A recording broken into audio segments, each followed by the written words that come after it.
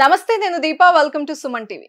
ఈ మధ్య కాలంలో చాలా మంది దగ్గర వింటున్న ప్రాబ్లం జాయింట్ పెయిన్స్. అసలు ఈ జాయింట్ పెయిన్స్ ఎందుకు వస్తాయి, కారణాలు ఏంటి, ట్రీట్మెంట్ ఆప్షన్స్ ఏంటి, మన లైఫ్ స్టైల్లో చేంజెస్ చేసుకోవడం వల్ల కొంతవరకు ఈ జాయింట్ పెయిన్స్ నుండి తప్పించుకోవచ్చా? ఈ విషయాలన్నీ డిస్కస్ చేయడానికి మనతో పాటుగా ప్రముఖ orthopaedic and joint replacement surgeon doctor Krishna Chaitanya గారు ఉన్నారు. Hello doctor. Hello. Joint pains చాలా మందిని ఇబ్బంది పెడుతున్నాయి. ఎవరిని అడిగినా అంటే యంగ్ ఏజ్ లేదు, ఎల్డర్లీ పీపుల్ లేదు, అందరూ జాయింట్ పెయిన్స్ వస్తున్నాయి అంటున్నారు. ఎందుకు? ఎక్కువగా ఉరుకుల పరుగుల జీవితం అయిపోయింది దానివల్ల, లేకపోతే ఎందుకు వస్తుంది జాయింట్ పెయిన్స్ అనేది? మోస్ట్ ఆఫ్ ది టైం అంటే జాయింట్ పెయిన్స్ అనేది ఎప్పుడు ఉన్నాయి. ఇప్పుడు ఏంటి అంటే మన యొక్క లైఫ్ స్టైల్స్ వల్ల ఈవెన్ కొంచెం younger population, younger age group like 30 years 40 years ఆ ఏజ్ గ్రూప్ లో కూడా చూస్తున్నాం. ఓకే. ఇప్పుడు వయసు పెరిగే కొద్దీ above 50 years above 60 years generally దాంట్లో ఆర్థరైటిస్ అంటాం. అంటే అరుగుదల వల్ల వచ్చే నొప్పులు చూస్తూ ఉంటాం. యంగర్ ఏజ్ గ్రూప్ లో ఏంటి అంటే మన యాక్టివిటీ రెస్ట్రిక్షన్స్, మన లైఫ్ స్టైల్స్, దీనివల్ల ఏంటి అంటే కొంచెం యంగర్ ఏజ్ గ్రూప్ లో నుంచి ఈ మధ్యన చూస్తున్నాం ఎక్కువ జాయింట్ పెయిన్స్ అనేవి. అంటే దీనికి ట్రీట్మెంట్ ఆప్షన్స్ ఏంటి జాయింట్ పెయిన్స్ వచ్చిన వాళ్ళకి? అంటే ఫస్ట్ జాయింట్ పెయిన్స్ వచ్చినప్పుడు అసలు ఎందుకు వస్తున్నాయి అనేది తెలుసుకోవాలి. ఓకే. ఇప్పుడు ఒక యంగ్ ఏజ్ గ్రూప్ లో వచ్చే వాళ్ళకి జాయింట్ పెయిన్స్, మళ్ళీ పెద్ద వయసులో వాళ్ళకి వచ్చిన జాయింట్ పెయిన్స్ కి డిఫరెన్స్ ఉంది. ఒకటి అరుగుదల వల్ల వస్తుంది అంటే, ఇంకోటి ఏంటి అంటే వాళ్ళు చేసే యాక్టివిటీస్ వల్ల వచ్చే ఛాన్సెస్ ఉంటాయి. ఇప్పుడు జాయింట్ పెయిన్స్ అనేది ఎక్కువగా ఎవరిలో చూస్తాము? పెద్ద వయసులో చూస్తూ ఉంటాం. జాయింట్ పెయిన్స్ కి అనేక రకాల కారణాలు ఉంటాయి అన్నమాట. అందులో ఏంటి, ఒకటి దెబ్బ తగలటం వల్ల రావటం. ఇప్పుడు దెబ్బ తగలటం వల్ల వచ్చే జాయింట్ పెయిన్స్ ఏంటంటే ఎవరిలో అయినా చూడు. యంగ్ ఏజ్ గ్రూప్ లో ఏంటి, స్పోర్ట్స్ రిలేటెడ్ వల్ల లిగమెంట్ ఇంజురీస్ వల్ల వచ్చే జాయింట్ పెయిన్స్ కూడా ఉంటాయి.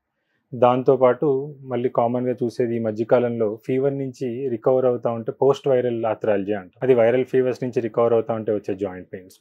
సో దీంట్లో ఆ వచ్చిన కండిషన్ బట్టి ఏం ట్రీట్మెంట్ చేయాలనేది ఉంటుంది. సో డాక్టర్, ఈ జాయింట్ పెయిన్స్ తో మీ దగ్గరికి చాలా మంది వస్తుంటారు కదా, జనరల్ గా చాలా మిస్కన్సెప్షన్స్ ఉంటాయి.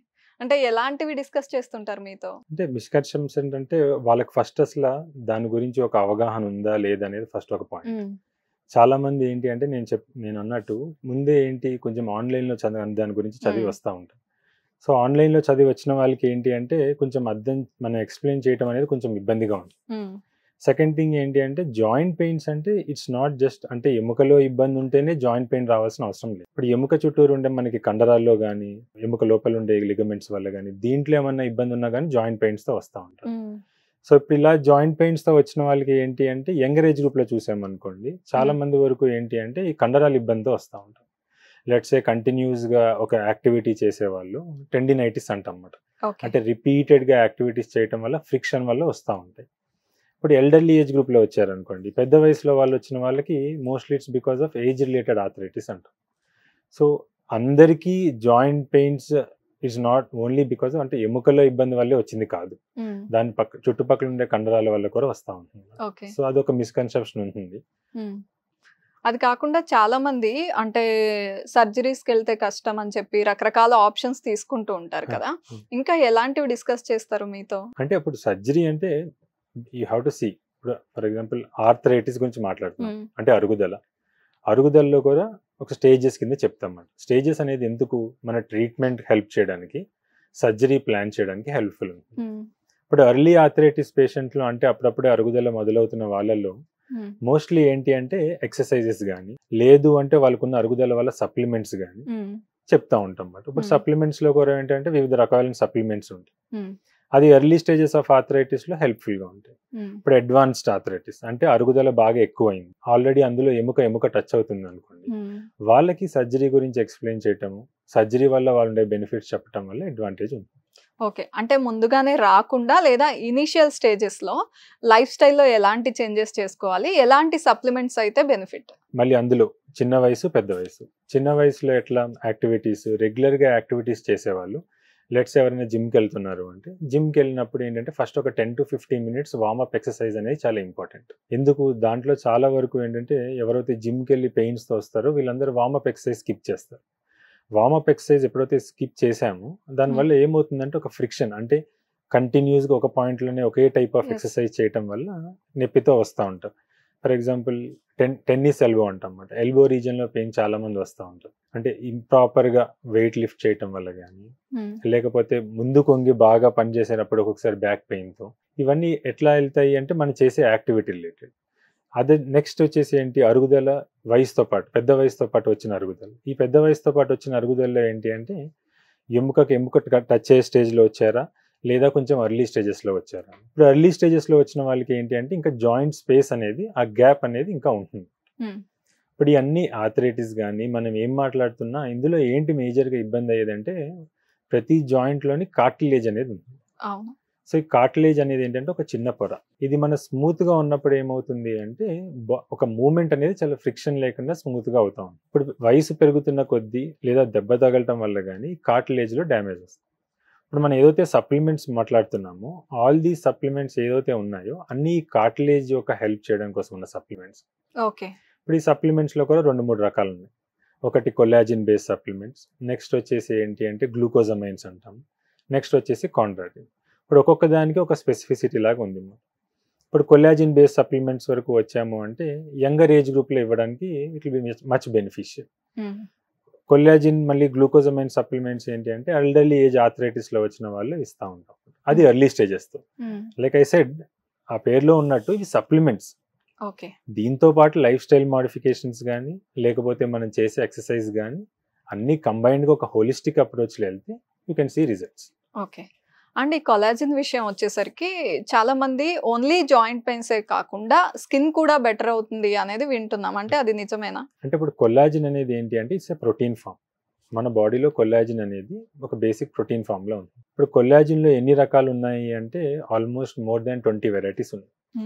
కాకపోతే అందులో ఉండే ఫస్ట్ 5 వెరైటీస్ అంటే 1 to 5 అనేది ఏంటి అంటే ఆల్మోస్ట్ ఉండే కొల్లాజిన్లో 80 to 90% కామన్. ఇప్పుడు ఈ కొల్లాజిన్లో ఇప్పుడు యాజ్ ఆర్థోపెడిక్స్ పాయింట్ ఆఫ్ వ్యూలో ఏంటి అంటే టైప్ 2 కొల్లాజిన్ ఉంది. టైప్ 2 కొల్లాజిన్ ఏముంటుంది అంటే ఎముకల్లోని కండరాల్లోని ఎక్కువగా చూస్తాం. సో ఇప్పుడు నా దగ్గరకు వచ్చే పేషెంట్స్కి నేను ఏమన్నా సప్లిమెంట్స్లా ఇవ్వాలి అనుకుంటే ఈ టైప్ 2 కొల్లాజిన్లో ఉన్న సప్లిమెంట్స్ ఇవ్వటం వల్ల బెనిఫిషియల్గా ఉంది. అలాగే సేమ్ కొల్లాజిన్ వేరే రకాల కొల్లాజిన్ ఏవైతే ఉన్నాయో డెర్మటాలజికల్గా హెల్ప్ఫుల్ ఉంటాయి. ఓకే.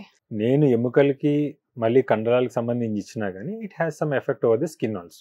ఓకే. అదే డెర్మటాలజీ వాళ్ళు ఏదైతే ఇస్తారో వాళ్ళు ఇచ్చే దాంట్లో కూడా మేజర్గా స్కిన్కి హెల్ప్ఫుల్గా ఉన్న ఓవర్ ల్యాప్ కింద ఆర్థోకి సంబంధించిన దాంట్లో కూడా హెల్ప్ఫుల్ ఉంటాయి. ఎందుకంటే most of it is made up of collagen. Okay doctor, అంటే is there any science behind it? అంటే సైన్స్ అంటే ఏంటి అంటే ఇప్పుడు మళ్ళీ మనం ఏదైతే ఆర్థో పాయింట్ ఆఫ్ వ్యూల వరకు వచ్చేసేటప్పటికి మనకి జాయింట్లో కార్టిలేజ్ అనేది ఉంటుంది. ఓకే. ఈ కార్టిలేజ్ అనేది ఏంటంటే ఒక చిన్న పొర. ఇప్పుడు ఈ కార్టిలేజ్కి బిల్డింగ్ బ్లాక్స్ అంటే ఈ కార్టిలేజ్ దేని వల్ల ఫామ్ అయి ఉంటుంది అంటే కొల్లాజిన్, లేకపోతే గ్లూకోజమైన్, లేకపోతే కాండ్రాటిన్స్ అంటారు. సో మనం వయసు పెరిగే కొద్దీ ఏంటి అంటే న్యాచురల్గా మన బాడీలో ఈ కొల్లాజిన్ ఫార్మేషన్ కానీ లేకపోతే కాండ్రాటిన్ ఫార్మేషన్ కానీ గ్లూకోజమైన్ ఫార్మేషన్ కానీ తగ్గుతూ ఉంటాయి అన్నమాట. సో ఈ తగ్గుతున్నప్పుడు ఏంటి అంటే మనం బయట నుంచి దానికి ఒక రికమెండెడ్ డోస్లో సప్లిమెంట్స్లా ఇస్తూ ఉంటే దానికి డ్యామేజ్ అయిపోయింది హీల్ అవ్వడం కంటే ఏదైతే నార్మల్గా ఉందో ఆ నార్మల్సీ మెయింటైన్ చేయడానికి హెల్ప్. ఓకే.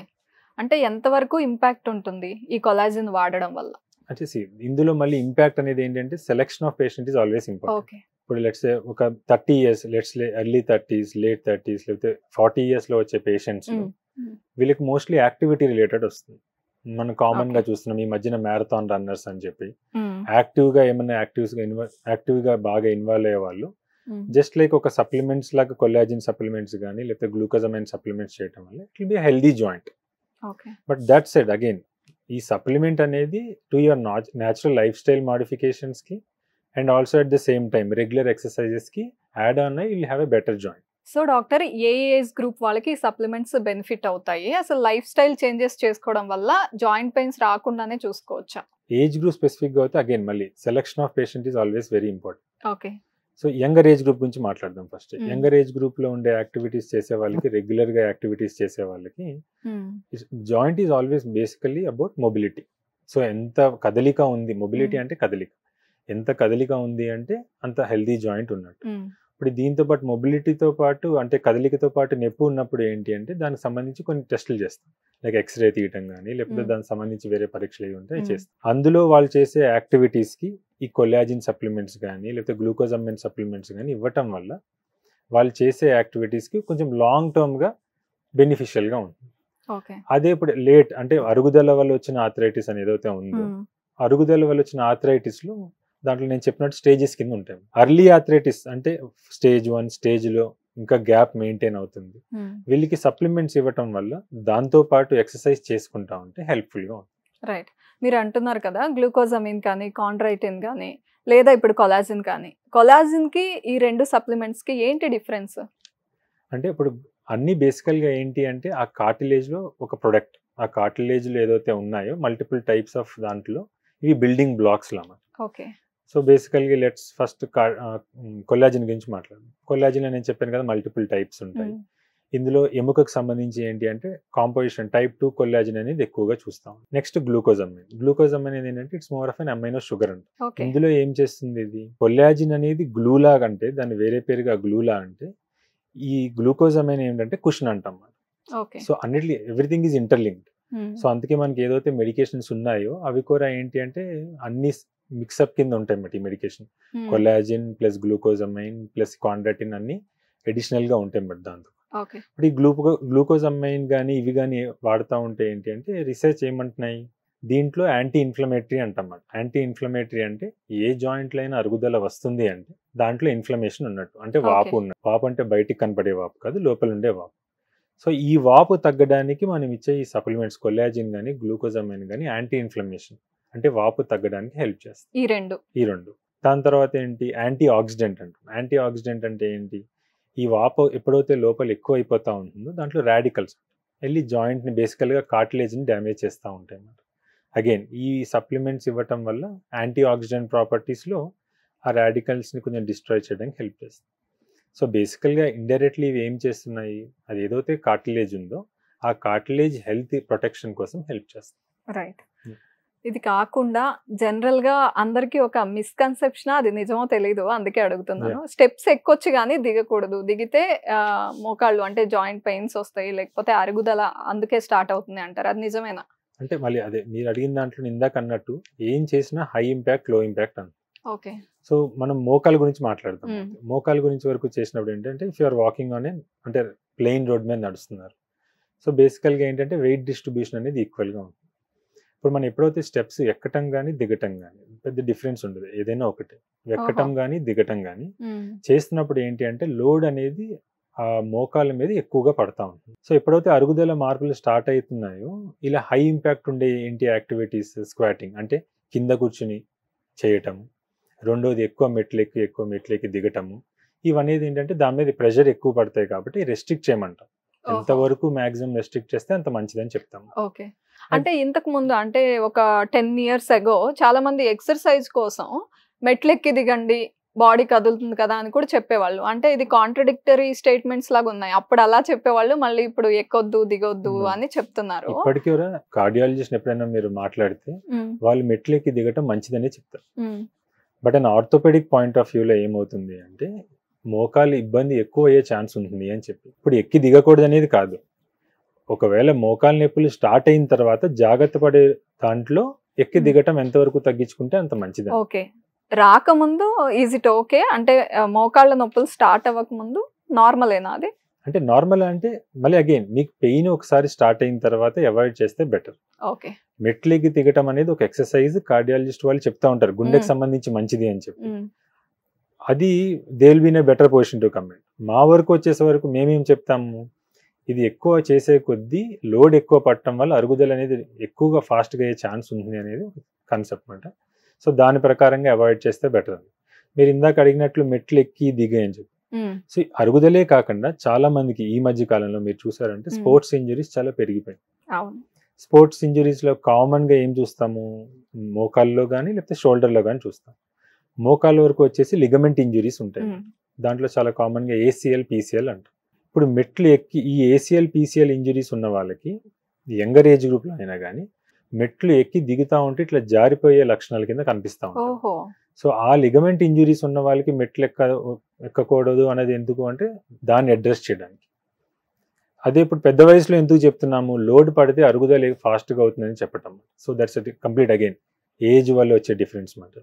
స్పోర్ట్స్ ఇంజరీస్ ఉన్న వాళ్ళు, ACL, PCL ఇంజరీస్ ఉన్న వాళ్ళు ఎక్కి దిగుతూ ఉంటే ఇట్లా గివింగ్ అవే అంటాం, అంటే జారిపోతానేమో అని ఒకటి ఉంటుంది, దానివల్ల అవాయిడ్ చేయమంటాం. అందరికీ లిగమెంట్ ఇంజరీస్ ఉంటాయని కాదు కదా, సో ఉంటే అవాయిడ్ చేస్తే బెటర్. రైట్. కానీ డాక్టర్ చాలా ఇయర్స్ క్రితమే ఫారిన్ కంట్రీస్‌లో ఎక్కువ మంది ఈ సప్లిమెంట్స్ కొలాజిన్ కానివ్వండి ఏదైనా సరే వాడేవాళ్ళు. ఎక్కువ చూసేవాళ్ళం. కానీ ఇండియాలో ఒక 7, 8 ఇయర్స్ మేబీ 7, 8 ఇయర్స్ నుండి ఇక్కడ స్టార్ట్ అయింది. యాహ్! సో ఏంటది? అంటే మన వాళ్ళకి ఇప్పటి వరకు అంత అవగాహన లేక వాడలేదా? అవసరం రాలేదా? ఏంటి ఫారినర్స్‌కి మనకి ఇండియన్స్‌కి డిఫరెన్స్? అంటే ఇట్స్ బేసికలీ లైఫ్ స్టైల్. ఇంతకుముందు వరకు మీరు చూసారు అంటే సిటీ పాపులేషన్ ఎంత ఉండేది? సిటీ పాపులేషన్ ఉన్న వాళ్ళకి ఇంత యాక్సెస్ ఎన్ని ఉండేవి?